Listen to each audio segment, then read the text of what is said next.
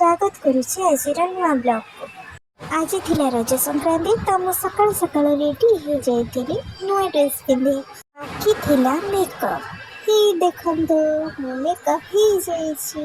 Then makeup हे बाहर जाइथिलु bus stop को सांगा मानक सह जिबा पांडे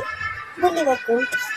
हमें बुलिबा पाई बाहर जाइछु बस रे बसिकिना मो बस रे तो हमें पहुंची गलु एबे कटक म्यूजियम सामने समस्त क्लिप मिल जाइए। म्यूजियम भीतर को पशिला बेलू एत सुंदर भ्यूज कंचा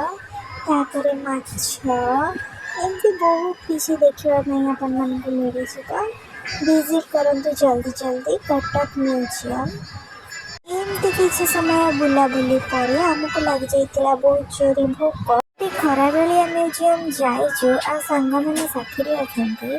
भोक लगे आम कौन ही खाइबू बिरयानी जल्दी जल्दी खाईदे हमें पलि आसते बोट क्लब रे किसी समय एंजॉय करी फोटो सोटो दे बाहर जाइए घर को ए देखु आम अवस्था खराब चली चली देन आमको मिल जाइए बस तो हमें आइसक्रीम को एंजॉय कर यात्रा कलु घर अभिमुखे दिन आम स्टैंड रे पहुँचे गोटे गोटे पान खाई मुझे पहुँची जाइए घर संध्या बेले आम बाहर जाइए आम श्री श्री लक्ष्मी नृसिंह पड़िया प्रति वर्ष भली ए वर्ष रज महोत्सव अनुष्ठित होता सेमती किसी फंक्शन देखा मिलता दोली बंधा एक्सेट्रा एक्सेट्रा तो मु आ मो भौणी